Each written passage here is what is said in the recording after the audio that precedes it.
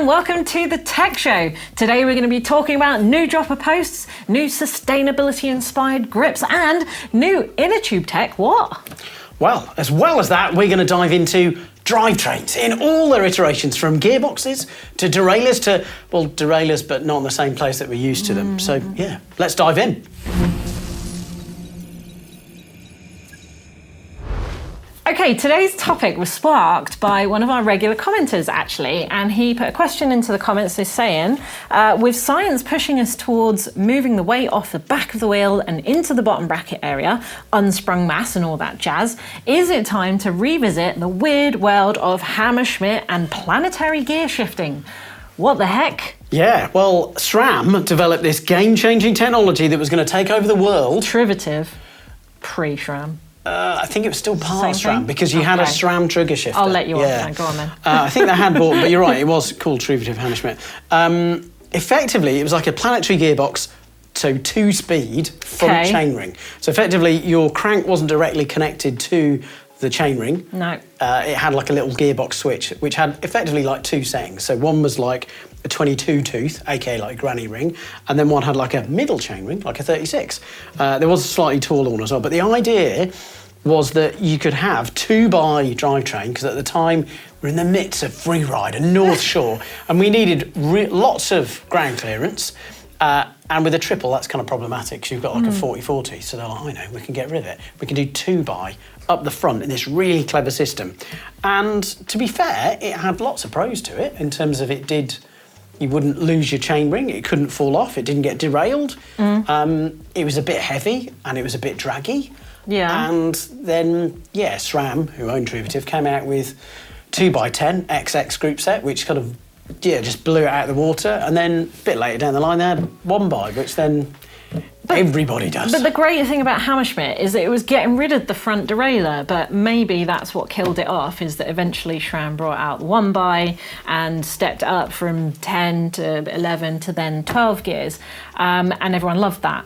And one of the great things about the Hammerschmidt, that I will say, is that just mounted via the ISCG mounts, like your bash. It was like a bash guard, like a big old bash guard, and that's great. And that's the problem to answer Tim's question, really, is that sort of had it was shifting development, but it also was thinking about moving weight towards the front and the bottom bracket and away from the back wheel. Why are we not exploring this more? And some people have, we've seen Lao bikes doing the super drive, where they've effectively broken up a derailleur and moved it around the frame, and it does shift the weight into the center.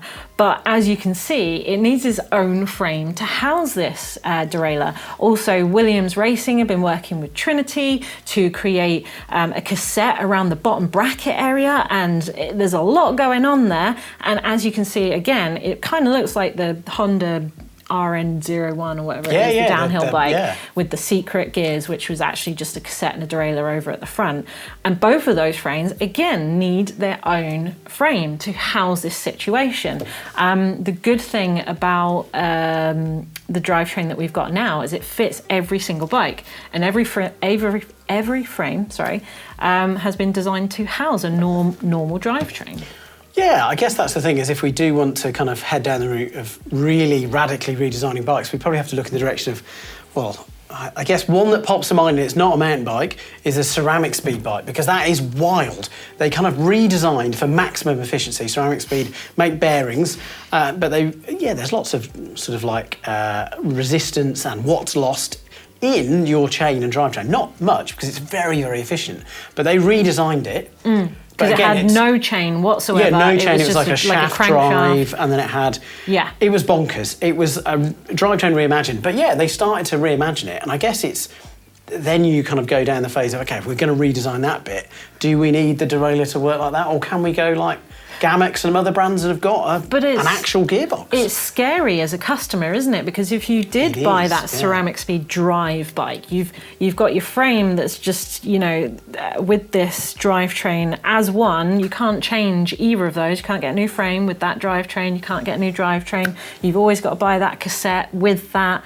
It has to be a ceramic speed cassette. It won't be a normal one, and that's the problem. And I think maybe that's the scary thing about gearboxes as well. For most people, it's unknown territory. They can't just buy that gearbox and pop it in their existing frame and have a go. Yeah. They have to buy a gearbox bike. Everything has to be as one. Yeah, I mean, even though it does solve some of the issues that Tim is bringing up, that it does solve a lot of the suspension decoupling problems or solutions. Yeah, it does, and I think it loops back to, annoyingly and frustratingly maybe for many people who thought gearboxes were going to take over the world, and belt drives, the humble chain and derailing like rear mechanism, it's really reliable. And okay, if you've got like a electronic shifting one, it's very nice. But actually, the cable shifting ones out there are really good. Yeah.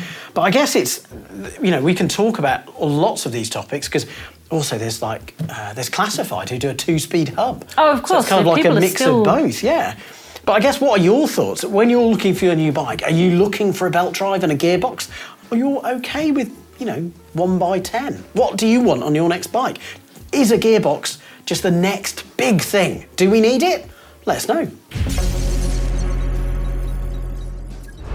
So, Ergon grips, they've got the air cell rubber that we've seen previously and that most of the presenters are running on their bikes, certainly on my XC bikes. But they are bringing out a new formula called lava. Well, it's effectively the same formula of rubber, but it gives you this nice lava pattern in red or a smoky black and white or a blue colour.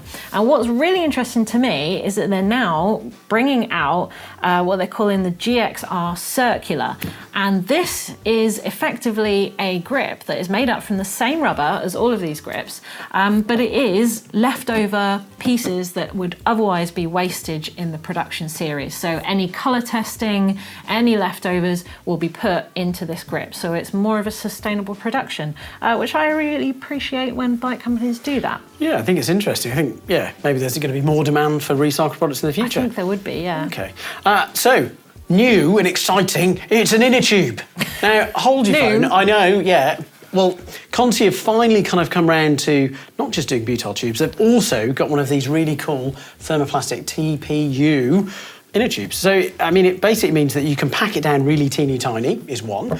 They're also really light. Not if you're a real weight weenie, not quite as light as latex tubes back in the day, but still really light. They've got an added advantage over latexes that are a little bit tougher. They're also a bit tougher than butyl ones, but I think the biggie is that they just pack down so small. The tube is smaller than the valve itself, Yeah, isn't they're it? really interesting. I mean, I guess the question is, because we've had Tubolito out for a while, I think made in Austria, and they're like bright orange. Pirelli have got some similar ones. Are you using TPU inner tubes? The bike packers would be very interested in this. Well, comment, are you using these tubes? It'd be really interesting. If you want to know more, let us know in the comments and we'll get more on these. Meanwhile, there's a new Revive dropper has just come out. So they've effectively updated it to give it a shorter stack by less than 5mm, which means you get more drop for your money. You get a shorter actuator, a shorter overall length by up to 15mm. So that, again, that's quite a lot. That's a real, it all adds up. 4 travel options now. It's 125, 160, 185 or 213. Very That's specific on the 213 there. And it is reducible by 5mm increments, so very nice. And they've got a dedicated upper tube for the 34.9 now, so it's not just a skinny version that's really good. And interestingly, if you are a 30.9 or a 31.6 user, it is actually swappable, the tubes. You can basically take it apart, and if you suddenly move from one size to another, you only need to buy a little bottom section rather than a whole new dropper. That's nice. If that's interesting to you. It's also fully user serviceable in minutes, they say, wow, with no special tools, which definitely appeals to me. 61 minutes is still minutes though, isn't it? Not being mean, but nice. And kind of, well, not last in, because I feel like there's a few extra sneaky bits of news in here, but Ari have got which is Fazari's new brand name, if everyone wasn't up to speed. They've got a new aluminium trail bike. 5mm more travel, so 135mm on the back, 140 fork. That's good. I like that as a trail figure. I've got that on my Neuron.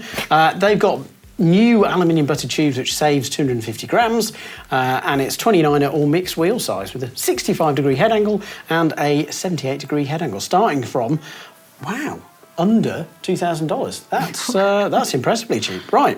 That's not bad, is it? Yeah. What other things have we seen? Well, I didn't spot this, I must admit, but some sleuths in our office have noticed that Shimano have filed a patent for a 13-speed group set, and it's also electronic wireless. Wow. Wow. We knew it was going to come eventually, but it has. The only problem is it looks like it's working with a front derailleur, so I'm guessing this is a road group set. But what starts off in road for Shimano often trickles down. So along that topic we were talking about earlier, is 13-speed going to be the future? I think wireless probably is. I mean, is it Rotor who've already got a 13-speed one? 13-speed for mountain bike and road. Yeah. Okay, there we go. So I guess it's, be interesting to see. Kind of sad news next is Frameworks, so Nico Mullally's frame company, effectively.